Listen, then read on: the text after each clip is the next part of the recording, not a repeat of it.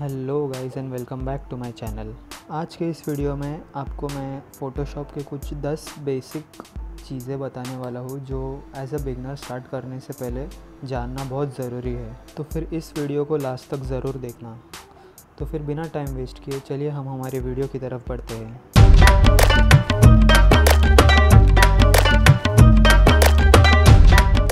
सबसे पहले मैं आपको बता दूं, अगर आप इस चैनल पर नए हो, मेरी ये आवाज़ फर्स्ट टाइम सुन रहे हो, तो बिना टाइम वेस्ट किए नीचे रेड कलर का सब्सक्राइब बटन है उसे प्रेस करते हुए ही जाना और मेरे बाकी के वीडियोस भी ज़रूर चेकआउट कर लेना।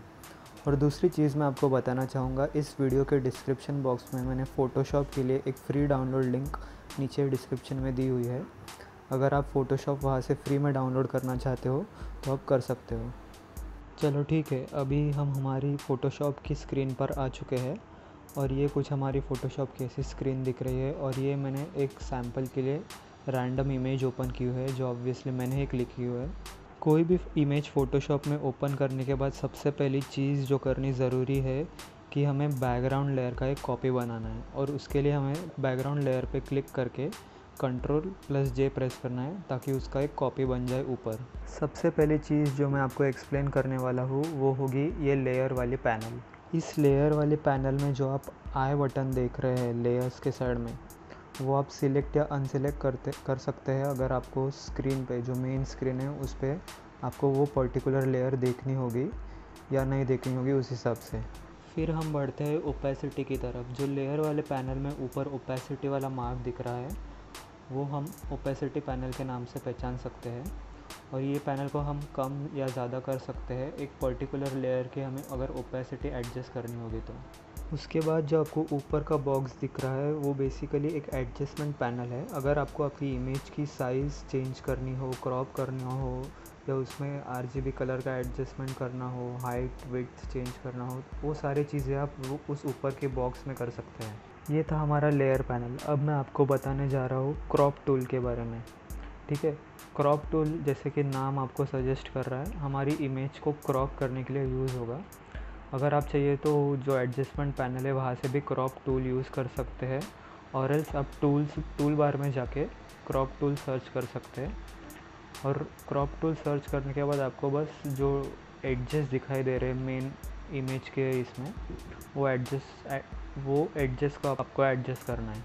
क्रॉप टूल के बाद थर्ड चीज़ जो मैं आपको बताना चाहूँगा कि आप अपनी जो एग्जिस्टिंग इमेज है उसके ऊपर दूसरी एक इमेज कैसे ऐड कर सकते हैं या फिर दूसरे विंडो में आप दूसरी इमेज कैसे ओपन कर सकते हैं। तो उसके लिए काफ़ी सिंपल है, आपको बस जो इमेज आपको ड्रैग करनी है उसका फ़ोल्डर ओपन करना है अलग से, और फिर वही फ़ोल्डर में से ड्रैग पिकअप एंड ड्रॉप करना है आपकी जो एग्जिस्टिंग इमेज है उसके ऊपर, या फिर अगर आपको न्यू विंडो में चाहिए तो उसके ऊपर। और ड्रैग अगर एग्जिस्टिंग इमेज पे अगर आप ड्रॉप करोगे तो as a new layer create होगा और लेयर पैनल में आपको वो दिखाई देगा। नेक्स्ट जो चीज़ मैं आपको बताने जा रहा हूँ कि आप ब्लैंक लेयर कैसे ऐड कर सकते हैं इस फ़ोटोशॉप के विंडो में। तो उसके लिए आपको जो लेयर पैनल दिख रहा है उस लेयर पैनल के एकदम बॉटम कॉर्नर में जो प्लस का साइन दिख रहा है उसको हमें बस क्लिक करना है, तो ऑटोमेटिकली एक न्यू ब्लैंक लेयर जो ट्रांसपेरेंट लेयर होगा वो ऐड हो जाएगा।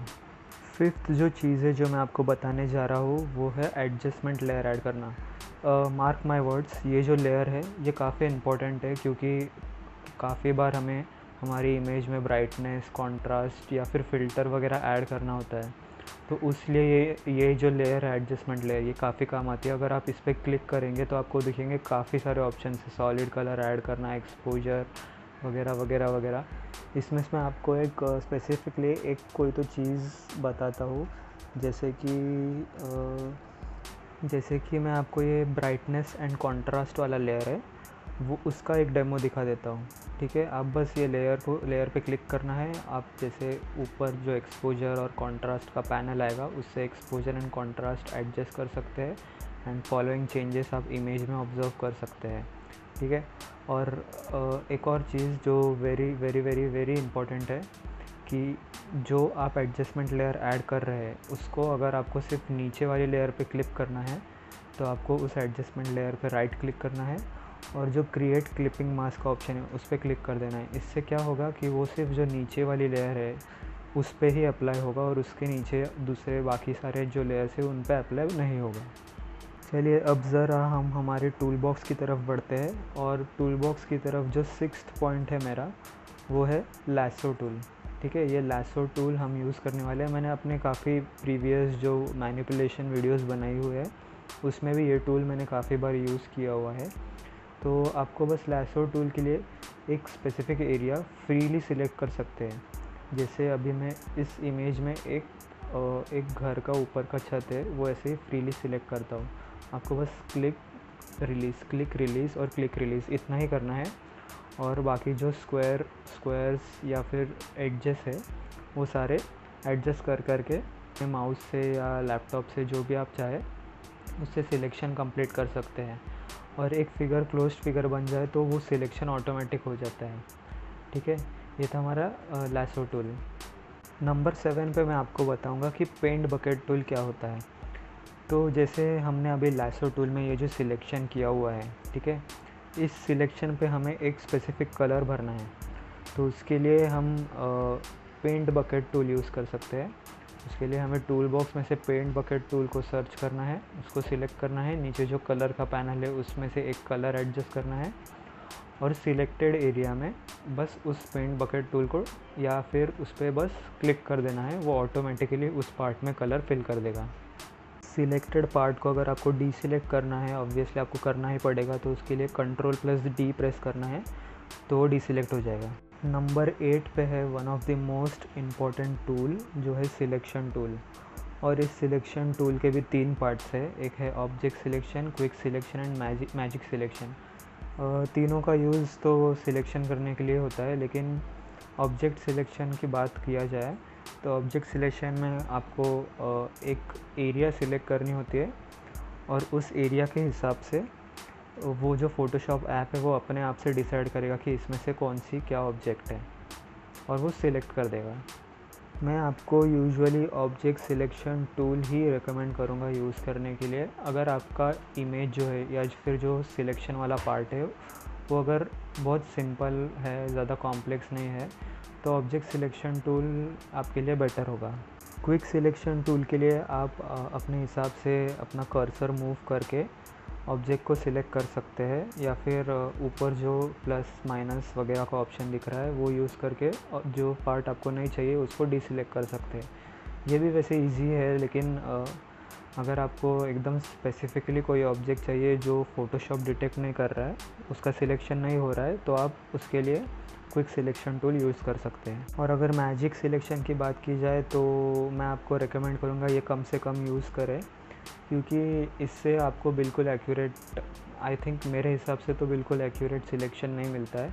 एक्यूरेट सिलेक्शन अगर आपको चाहिए तो आप क्विक सिलेक्शन या फिर ऑब्जेक्ट सिलेक्शन ही यूज़ करें। सिलेक्शन टूल के बाद जो दूसरा इम्पॉर्टेंट है वो है type tool.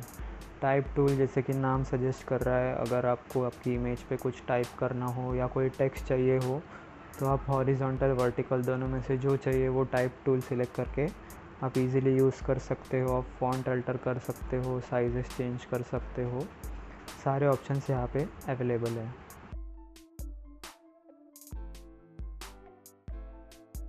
Last but not the least, pen tool. Pen tool आप देखेंगे कि ज़्यादा से ज़्यादा एडिट करने वाले ट्यूटोरियल वीडियोस जो होते हैं फ़ोटोशॉप के, उसमें लोग पेन टूल ही यूज़ करते हैं।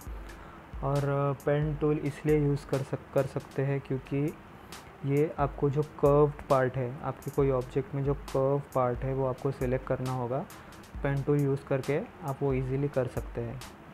ठीक है, तो फिर जैसे मैं आपको अपनी स्क्रीन पे दिखा रहा हूँ, आपको बस पेन का एक टिप एक जगह पे रखना है, दूसरा टिप जहाँ पे रखोगे वहाँ से आपको उसको पीछे या आगे ड्रैग करना है, उससे वो कर्व क्रिएट होगा। तो फिर इससे आप कोई भी ऑब्जेक्ट ईज़िली एकदम जो कर्व्ड सरफेस है जो आपको बाकी टूल्स से सिलेक्ट करने में ज़रा डिफ़िकल्टी हो रही थी, वो पेन टूल से एकदम सिंपल हो जाएगा। तो ये थी कुछ 10 ऐसी चीज़ें जो फ़ोटोशॉप स्टार्ट करने से पहले आपको जानना बहुत ज़रूरी है। ऐसे काफ़ी इम्पोर्टेंट चीज़ें हैं जिसकी वीडियोस मैं आगे बनाते रहूँगा, और अगर वो वीडियोस बन गई होगी तो आपको ऊपर आई बटन में उनका लिंक भी मिल जाएगा। तो फिर अगर वीडियो आपको अच्छा लगा हो तो नीचे लाइक का बटन है, उसे प्रेस करके जाना। अगर आप मुझे कुछ वीडियोस के सजेशन दे सकते हो तो नीचे कमेंट में ज़रूर मुझे सजेस्ट कर देना, और डिस्क्रिप्शन बॉक्स में फ्री डाउनलोड का लिंक भी चेक कर लेना। ठीक है, फिर आज की वीडियो के लिए हम इतना ही रखते हैं। मिलते हैं हमारी अगली वीडियो में।